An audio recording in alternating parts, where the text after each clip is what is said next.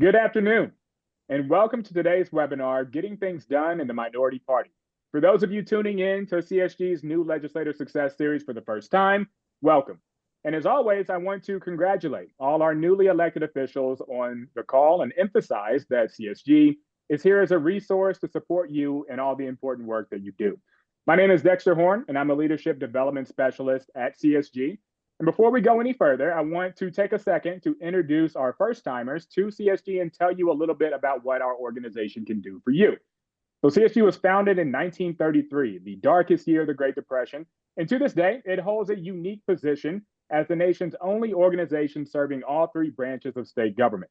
As a nonpartisan organization, we support state leaders in three essential ways. First, through our research team, we provide state leaders with expert policy guidance to help you make informed governance decisions. Second, through our regular programs, we convene leaders from across the country to share best practices and to learn from each other's experiences. And then third, we offer exceptional leadership growth opportunities through programs like our Henry Toll Fellowship, which has been recognized as one of the nation's premier leadership development programs for state government officials. It's an immersive journey that challenges participants to discover new dimensions of their leadership potential. And I'm especially delighted because all of our panelists who you see on your screen who are going to be talking with us in just a moment are alumni of that program and can attest to its impact on their public service careers. So in short, we want you to think of CSG as an extension of your legislative staff offices and as a vehicle for your professional development. Every state is a member of CSG, and we're committed to helping you serve your constituents effectively. Today's webinar is part of that commitment. We're joined by, as I mentioned, 4 distinguished Toll Fellowship alumni who are going to share their insights on how you can position yourself for success, even when your party doesn't control the legislative chamber. So now I'm going to jump right in by introducing our 4 panelists. So first, we have Senator Brian Pettyjohn from Delaware. Senator Pettyjohn serves as Senate Minority Whip, where he represents the state's 19th district. First elected in 2012, he previously served as Georgetown's mayor. He's known for transparent government. He communicates regularly with constituents through radio appearances and monthly coffee. So he's very used to this platform. If you have tough questions, send it his way. He knows how to do this. And then, of course, Senator Pettyjohn serves on multiple committees that he is a ranking member of. So he's on banking, education, judiciary, and is also a member of the Delaware Economic and Financial Advisory Council, which projects state revenue for budget planning. So, Senator, thank you for being here. Thanks, Dexter. We're also joined by Melissa Wintrow from Idaho. Senator Wintrow serves as Idaho's Senate Minority Leader, and she brings over 25 years of higher education leadership experience to her role. As co-owner of a strategic consulting company, she specializes in communication, leadership, and team collaboration.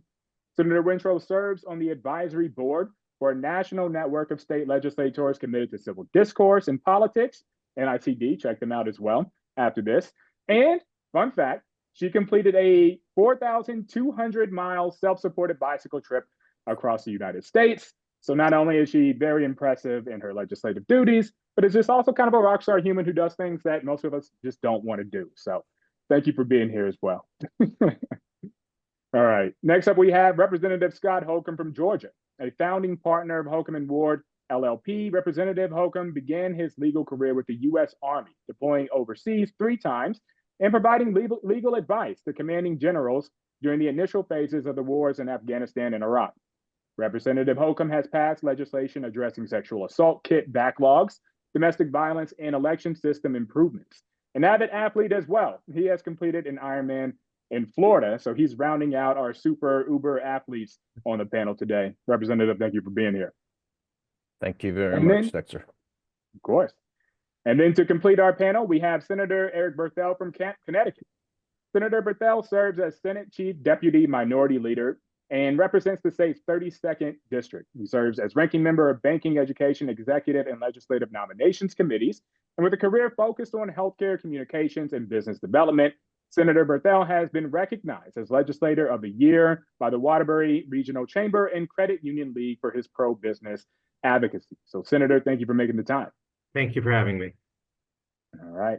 So we're going to jump right into the questions now. And the way this works is CSG has provided some questions to our panelists to get this conversation started. As you think of questions that you want to ask them, we ask that you put them in the chat. And Lorna Patches, who is off camera but is monitoring that chat, will make sure that we see it and that our panelists get to answer your questions as well. But starting off with one of our own, I'm going to ask you, Senator Pettyjohn, to kick us off. The question is, and we're asking from your perspective, what are some of the key strategic differences in how one should approach legislating when they are in the minority party versus when they're in the party that's in control? Our last webinar, as you know, was really focused on working with legislative leadership in the majority party. So we heard those strategies, and it kept coming up in that conversation last Friday that things do look different when you're in the minority party. So how do you think those differences play out? Thanks for the question, Dexter. And yeah, it is a lot different being in the minority party. Majority party, if you want to get things done, it just happens. Minority party, there's a lot that has to happen with relationship building first. And that's key. Delaware has a very small General Assembly, 62 members in total. 21 in the House, 41 in the Senate, or sorry, yeah, reversed. 21 in the Senate, 41 in the House. And it's easy to build relationships with pretty much every member that's there. And a key part of that is your relationships outside the halls of the state capitol. So, go have dinner, spouses go have dinner together, do a after session, burgers and beer, just to kind of build those bridges between yourself and members of the majority party. And even before I was in leadership, I was reaching out and having those things with the majority leader over in the Senate. I went to a weekly breakfast with the Speaker of the House from the other side, things that I really enjoy doing and building those personal relationships so that when there is a good bill that you have that is going to work, that's going to be bipartisan, you already have that bridge of communication that's open and are able to, whether it's at the legislative hall, pull aside, or whether it's at your breakfast or whatever, just say, hey, why don't you take a look at this? Let me know your thoughts. Willing to work with you on it. Willing to make you a co-prime on it. Willing to make some changes that you want. But let's have a person-to-person conversation and start to work on these things. Yeah, and I think that, of course, relationship building is important no matter whether you're in the majority or minority. But I understand that you actually got some novel experience doing this as well. You were talking with me and some other CSG staff before this call about your radio show and how you've even brought members of the other party onto that show to have conversations. Can you say a little bit about that? Yeah, so the area of Delaware that I'm in is a very conservative area. So I was able to bring in U.S. Senator Chris Coons onto that radio show that some of the Democratic Party has said is hostile territory for them, a little jokingly, but kind of accurate. And had Senator Coons on. The host was away, so I had the entire 3-hour radio show that I had to figure out, what to do. And by the end of that radio show, I was starting to get text messages from very conservative people saying, "Wow, you actually made Senator Coons sound human." We found some common ground there. We talked about, things like religion. We talked about family. We talked about what it's really like there compared to what people think it's like based on the news. And really give those inside looks. And again, it's because I have a good relationship with members on the other side, and was able to bring him on, able to talk to him like a person, not ask him the tough policy gotcha type questions, but just be able to have a conversation like two adults. Yeah. And I appreciate that. Senator Berthel, I saw you chuckle there. And before we move on to the next question, I wanted to see if you wanted to add anything to that, keeping in mind that our audience is new legislative members and who are probably thinking through, like, how do I get tactics and how do I choose my priorities, understanding that I probably need to work with the majority party, at least in some way, to get those priorities met. So, yeah, Dexter, thank you. What's so important and critical to this, as Senator Pettyjohn just spoke to, developing those relationships with the majority and members of the majority. I think the good senator said a moment ago, it's easy to do. And it is, if you think about, you have to make some new friends, and you may not share the same you probably don't share the same political beliefs. Maybe you don't share the same religious beliefs. Maybe you all you both like Chevy Corvettes, or you like drinking coffee every morning, or whatever, or maybe you have a birthday in common. It's those very simple things that I think were key to my success. And I've been in the minority here in Connecticut my entire 11 years in the Assembly. But it's those things that make you human, which I think the good senator spoke to a moment ago as well, is that our colleagues on the other side of the aisle are people just like us. We don't have to agree. We shouldn't agree on everything.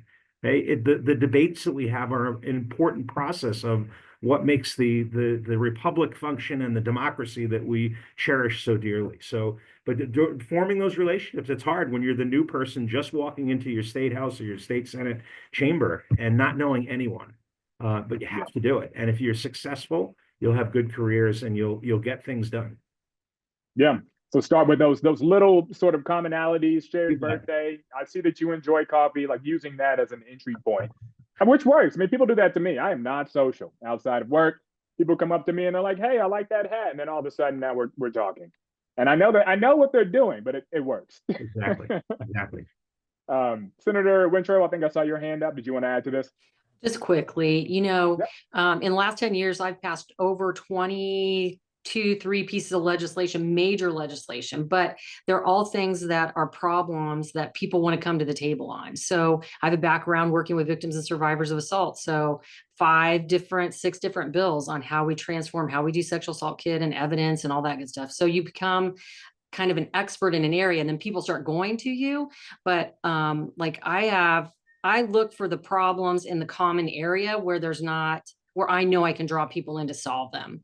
And so I think that's why I would encourage, yes, those relationships, sociability, being a good loser, all those things, but look for the problems to solve that bring people together on the same page, and you start to build trust that way. Yeah, I want to hold on that being a good loser point, because I think that's very important. We should probably frame that back. But just to piggyback off of what you were saying, because you kind of already drifted into our next question, which is good segue there, about bipartisanship. And Representative Holcomb, I know that one of the many great accomplishments that you've had, one of the things that became viral across the United States was a bill that you passed about those sexual assault kit backlogs, which took bipartisan support. So if you want to say a little bit about that and just about the process of building bipartisan support for a priority that you had in the minority party in your state. Sure, happy to. A couple of things is one is just this observation that everything that we do, there's constant tension. We want to move things with urgency, but then we also have to play the long game. We'll have passion about an issue very, very strongly, but we want to maintain friendships and relationships with the people that we're working with. And what I've really tried to do is to be very deliberate in the issues that I pick. I think similar to what you just heard. And being a member of the minority, I also recognize that anything that's partisan isn't going to move. So if I want to move any legislation, it by definition has to be bipartisan. Like it's just a math problem.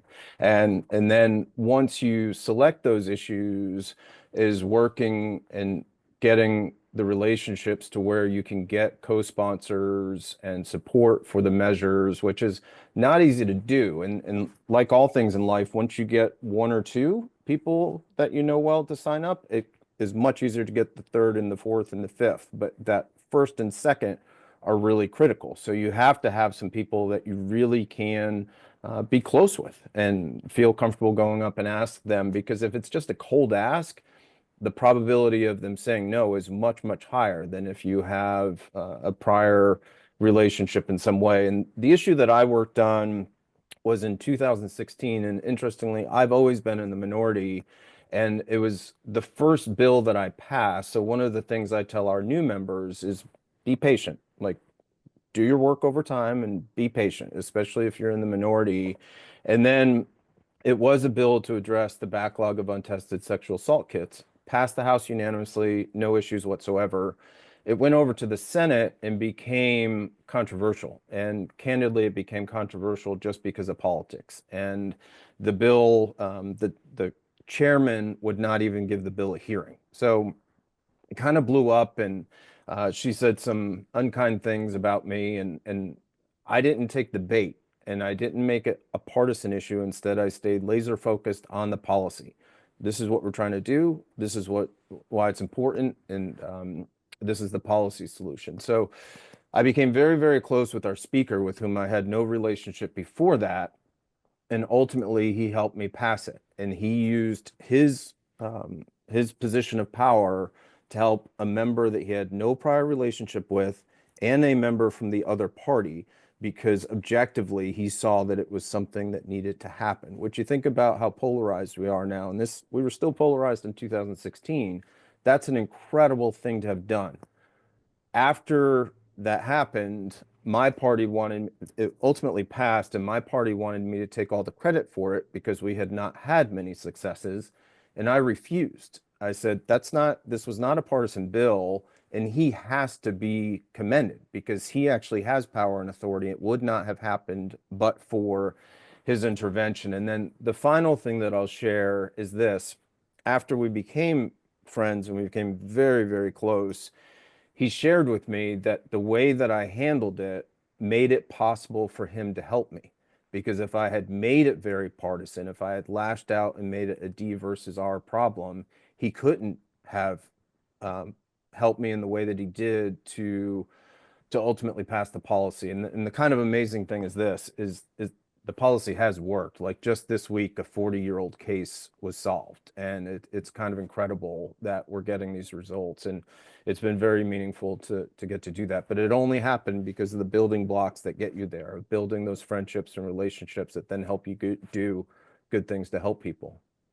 Yeah, and I like the way that you phrase that as well. Is the member from the other party told you it was the way that you handled it that made it possible. And I saw Senator Pettyjohn, you shake your head when that comment was made.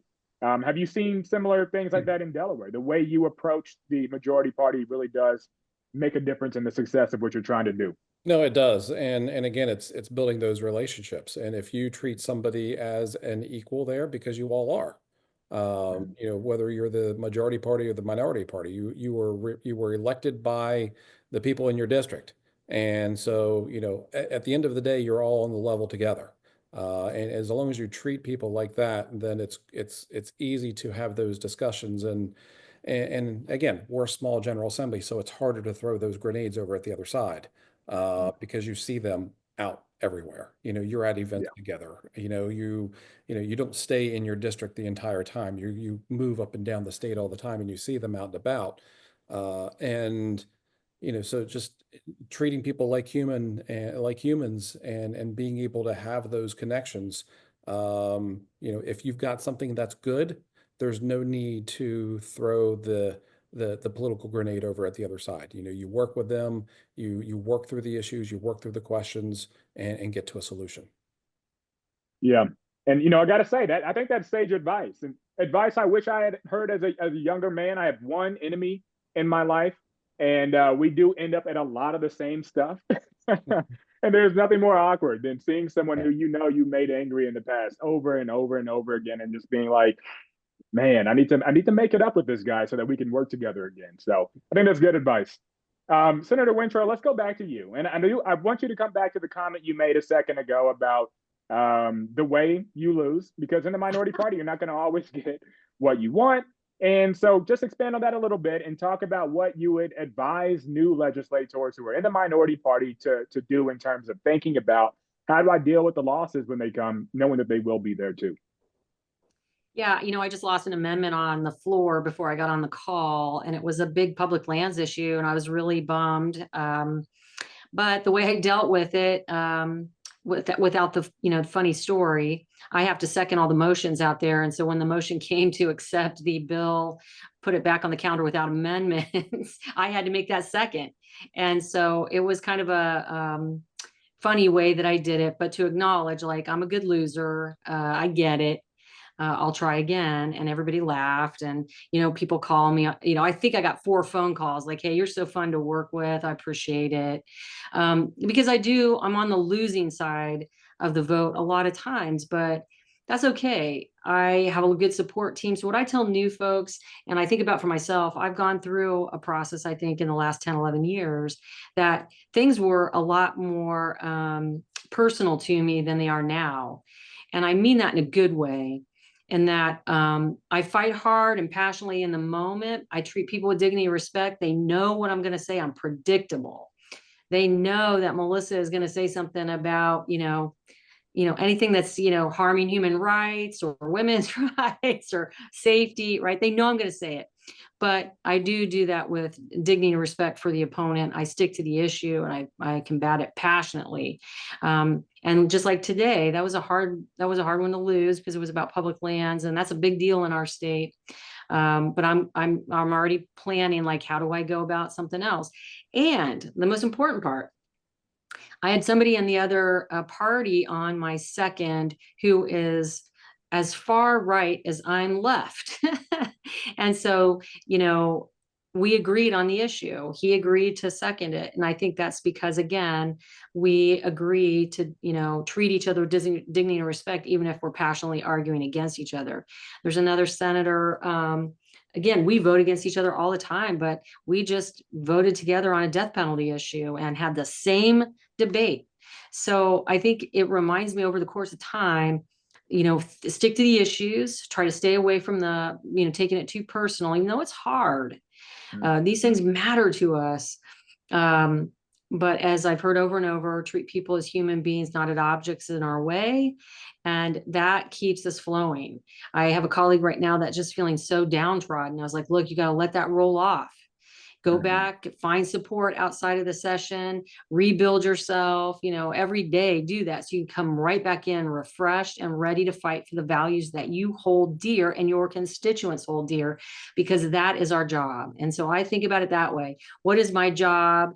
There's a lot of things that make me uncomfortable, but the people elected me in this minority position to be vocal, and they like it when I'm civil and vocal. And I think that matters and goes a long way with the other party as well. So, predictability, civility, and process and in treatment, and just, you got to let some of that roll off and find your support. Yeah, I understand that that's probably a very tricky thing to put into practice, to understand that it is personal, but to not take every loss personally to the point where you're not ready for the next conversation, the next debate, the next bill that's being proposed. So, I really appreciate that advice. And then that predictability as well.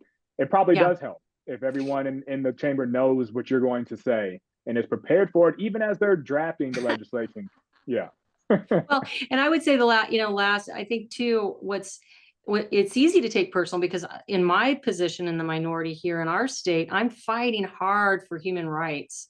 And there's a certain kind of movement against, like, diversity, equity, inclusion. And that's something that is dear and near to my work in higher ed, et cetera. So that's in my heart.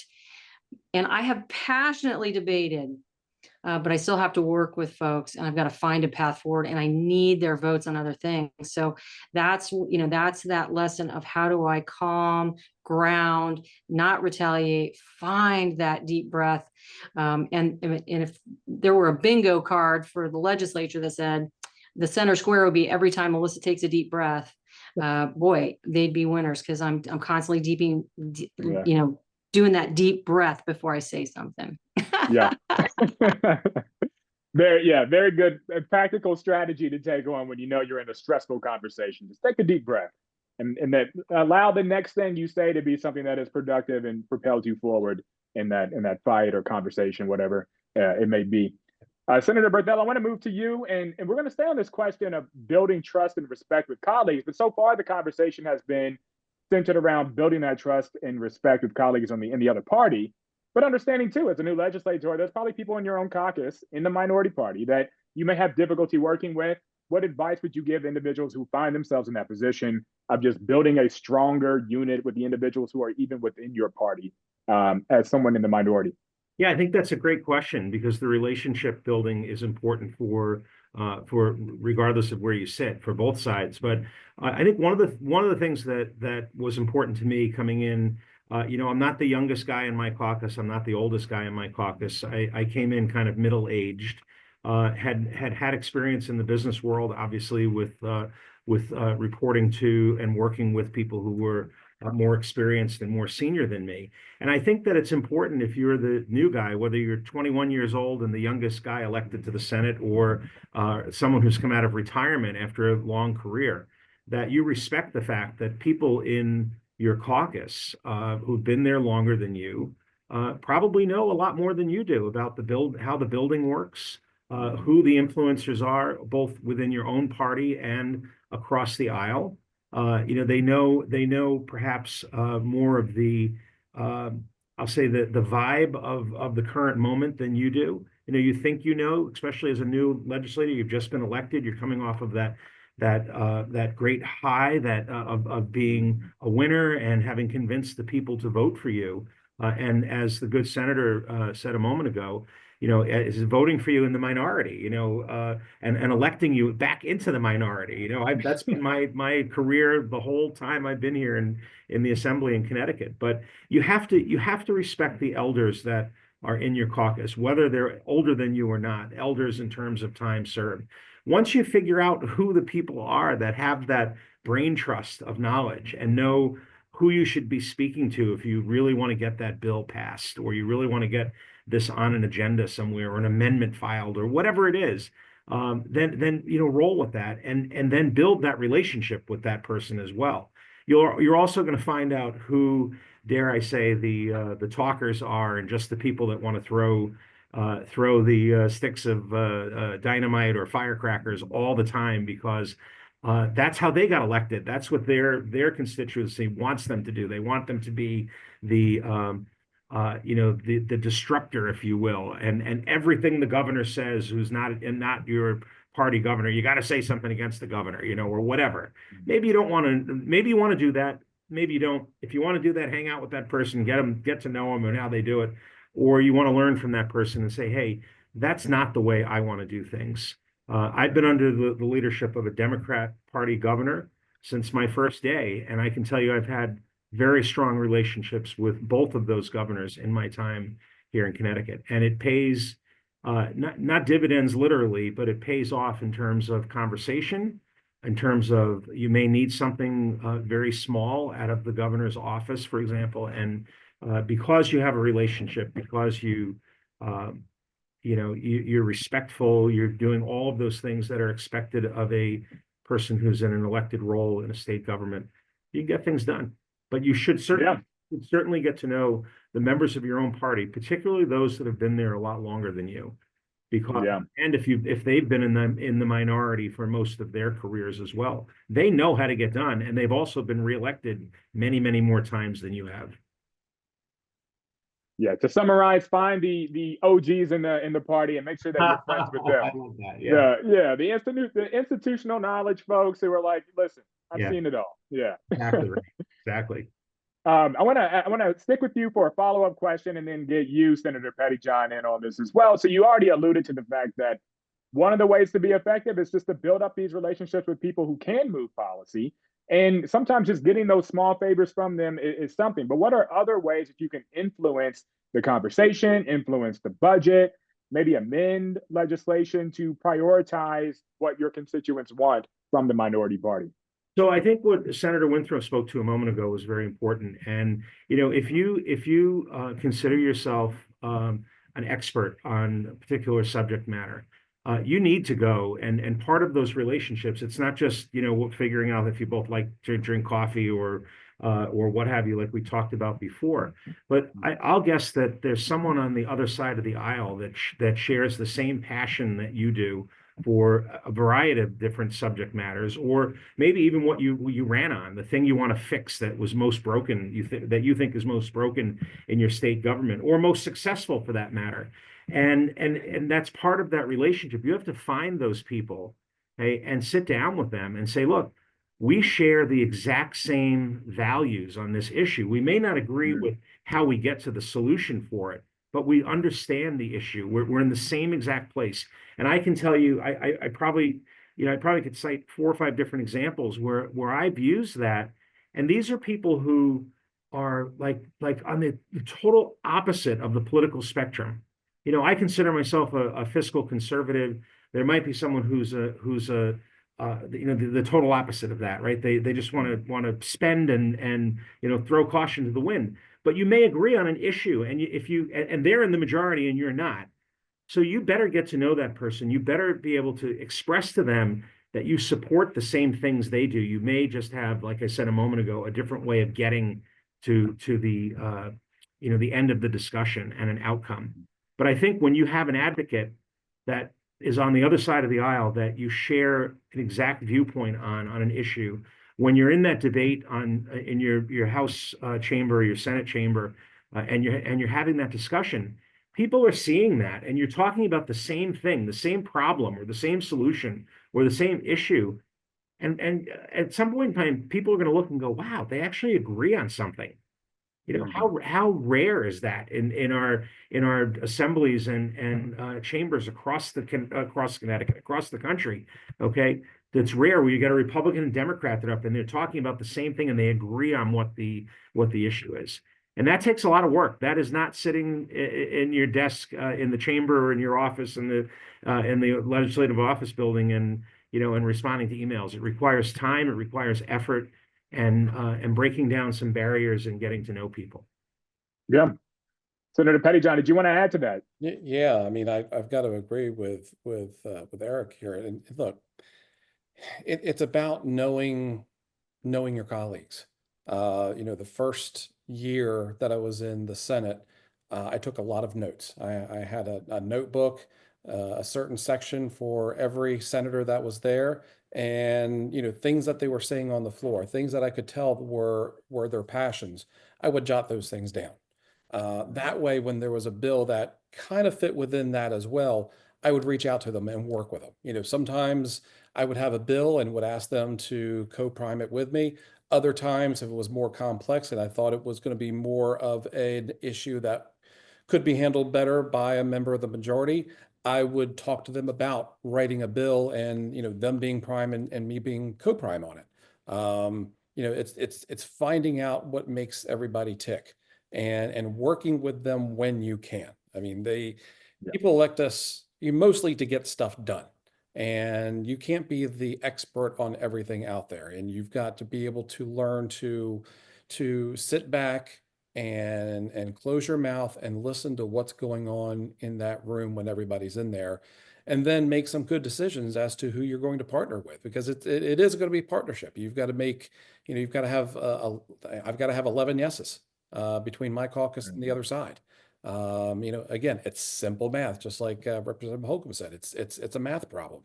So you need to solve that equation in your head, find out who you can talk to on the other side to get up to that number that you need to pass a piece of legislation.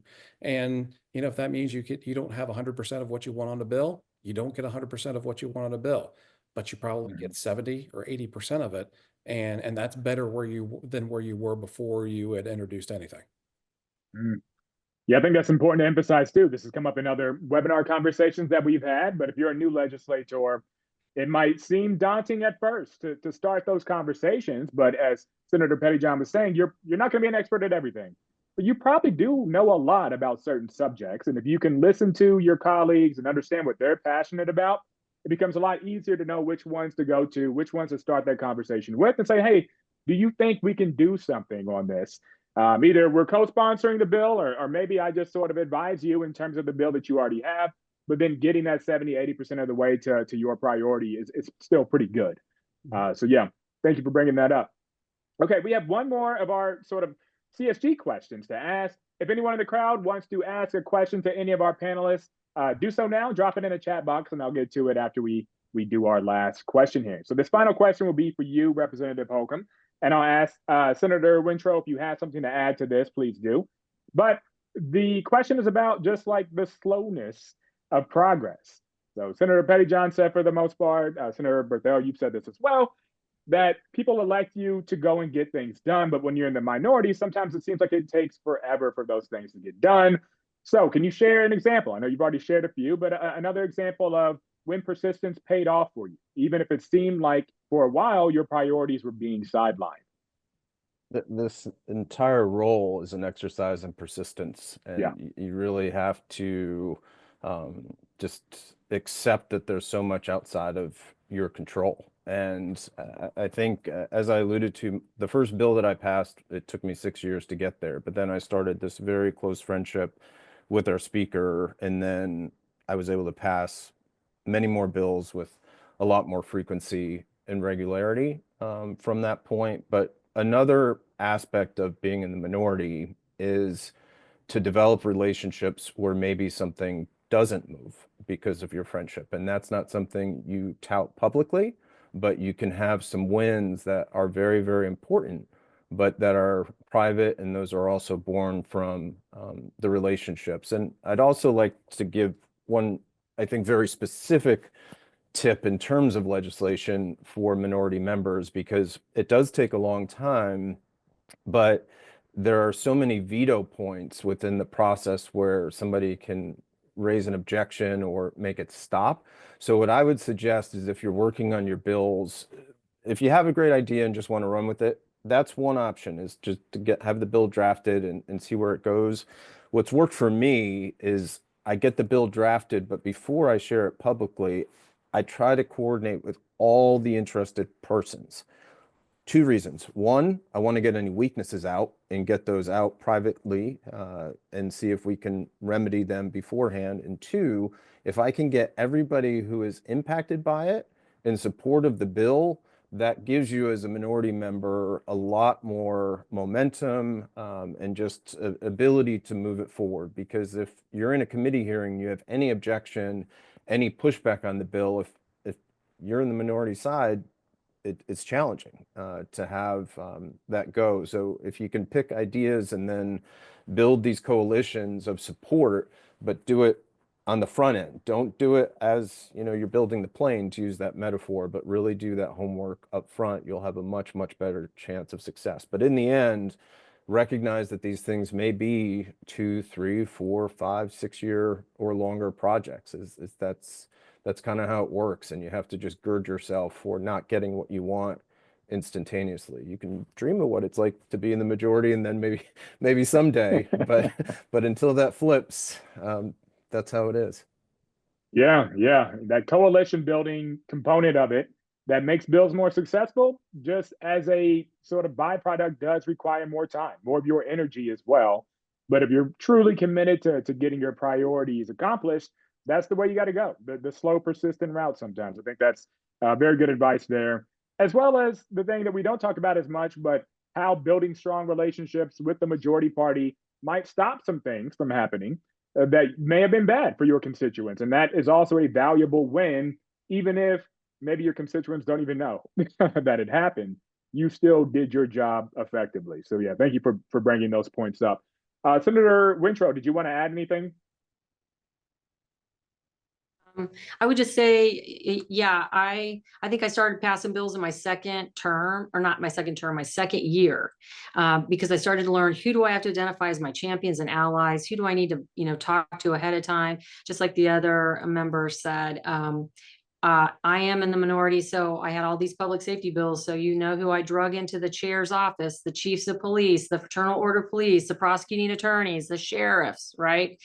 So you got to pick who that chair is going to listen to, and you have to basically make sure every question has been answered, every I's been dotted, every T's been crossed, so you can rebut any concern. Now, is that fair? Because I have colleagues that have an R behind their name here, and they just go run a bill, and it's not worded right. It's they just get to do it. But in the end, my legislation's better. And I appreciate the work that I have to do in making that happen, because it's going to be a better law for the people. So, starting in April, when session ends, I started working on a bill for a crisis hold for dementia patients to help them when they're in crisis. I worked on that every 2 weeks with a working group, 30 people, you name it. So by the time we got to session, that bill and the committee chairs already knew it was coming and that I could get it through. And I had 25, 30 co-sponsors on it to protect it as it made it through. So I always think too, it's good to think about what you got to do, whose name's got to be on what to protect it through the whole process, including the governor. So yeah.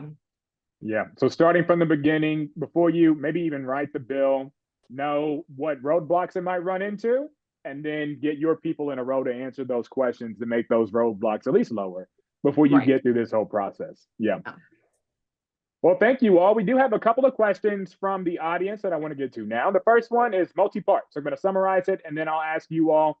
This is one of those moments where I'm just going to have you jump in. So if you want to respond first, just start talking. But this is from one of our audience members. What are some examples of common issues that might be good to address when you're in the minority party? And what they're thinking of is, does the answer to that question just depend on the state that you're in? And they're asking because they're not sure if national issues should be taken up as a member of the minority party, or should you just let that stay at the national level and you focus on things that might be easier, common issue things to address at your state level? So multi-part question there. And then Senator Pettyjohn, I'm going to start with you. I think you unmuted first. So yeah. I mean, well, first, we like to leave national issues to the national side. We've got enough issues to deal with on the state level that you have members that want to drag in national issues, and we try to gently convince them not to. We let the people over in DC worry about that. But, in terms of common things, first couple things that come to mind, suicide prevention, mental health, those are your bread and butter, bipartisan type issues that, we're always working on, no matter if you are Democrat, Republican, Independent, you're working on those things, and they're all very important. And in fact, I was just speaking with a member of the majority on Wednesday about doing something with mental health. We have an issue. We just had an issue here in Delaware, and we think there's a gap somewhere. I've reached out to him because it was somebody that we know in common, somebody up in his district. So I wanted to reach out to him and talk to him, and had a conversation in my office between committees. He said, "That's a great idea. Let's start working on it." So, those types of things. Yeah, there's a lot of issues that you're going to get a lot of common ground on. And, again, we're not the experts in everything. We don't think of things the first. If you're in the majority, doesn't mean you think of the ideas first. But you need to be able to reach out and have those relationships with the other side to say, "Hey, Senator, I've got this idea. What do you think?" And then start going with it. Yeah. And I like the examples you gave too, because it goes back to what we said earlier in the conversation about the math problem. If you want your bill to pass, it probably has to be something that's bipartisan. You gave two examples of things that are typically pretty bipartisan in the states. Yeah, Senator Wintrell, so you unmute. The thing I would also add is I've done some really hard things in this environment. It took me 5 years to pass expansion of contraception access. But as we've heard over and over, persistence. I am one of those people, you can't knock me down. I'll just keep doing it until we get it.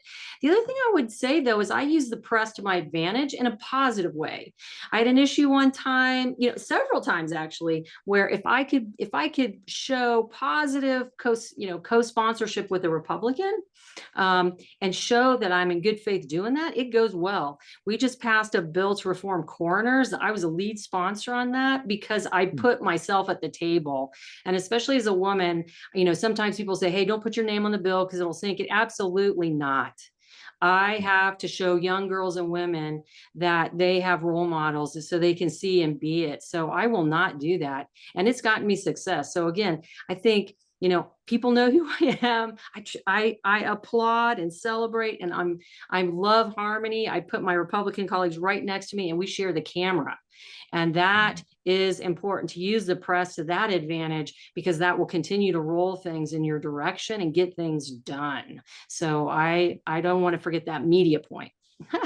Yeah. So not just making sure that the bills you propose have some bipartisan weight to them, but make sure that all involved get some credit in front of the camera during that process. Yeah. And I guess, the last thing I'll say, and then I'll shut up, but, especially as a female in this position, I'm way outnumbered in the political party, as well as gender and a lot of different things. But I don't let that get me down. Like I said, I invite myself to dinner. I put myself right there in a very respectful way. I think I master social skills and so forth, but I am not going to take back seat. And I think that's really important for young girls and women to see, and other people to see, that just isn't going going to happen. We're going to be on this together and it's going to be fine. And that press piece that I do with them and demonstrate the partnership, I think helps. Yeah. Being assertive, still treating people with respect and dignity, but not shortchanging yourself. I think that's, yeah, great advice too. So we're at time. Representative Holcomb, Senator Berthel, I'll give the last words to you all. So who would like to go first? Any parting thoughts? Sure, I'll dive right in here. First of all, I think this is wonderful that CSG is doing this and providing this service to new legislators. Thank you for inviting me to join three of my colleagues from across the country in this very informative session. And again, I think we all said it in our own way, but said it exactly the same way.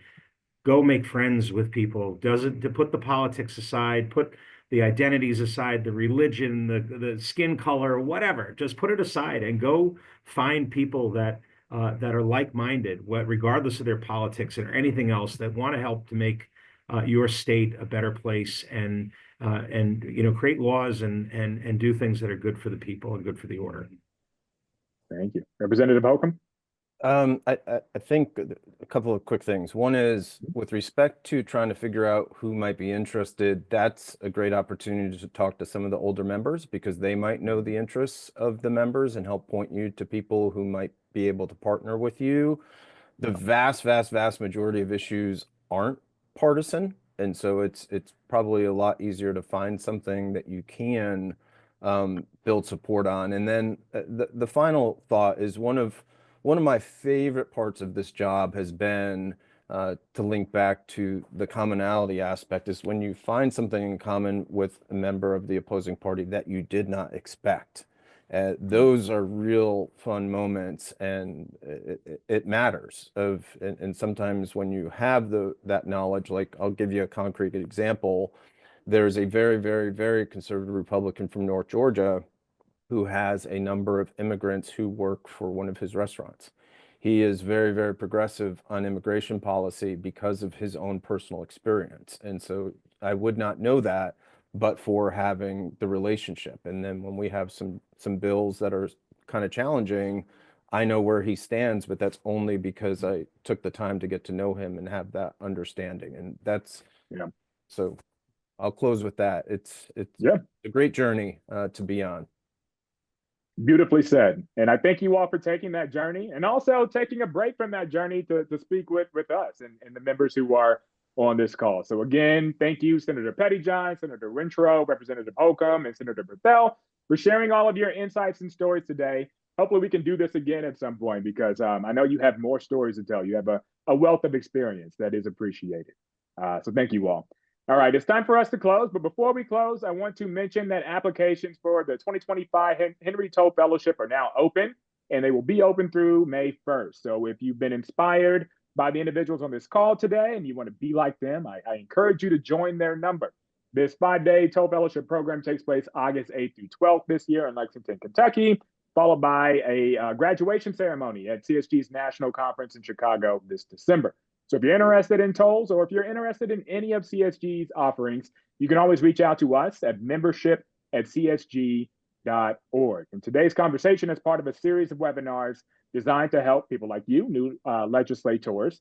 And our next webinar topic will be navigating your state's criminal justice challenges, which will take place next Friday, March 28th at 2 p.m. Eastern Time. You'll hear from CSG's Justice Center, and they will help explain how policymakers cut through the noise around criminal justice issues, build more bipartisan consensus on that topic specifically, and then connect criminal justice efforts with other systems like healthcare and education. So if you're interested in that conversation, join us next Friday. We look forward to seeing you there. But in the meantime, be well. Thank you, everybody.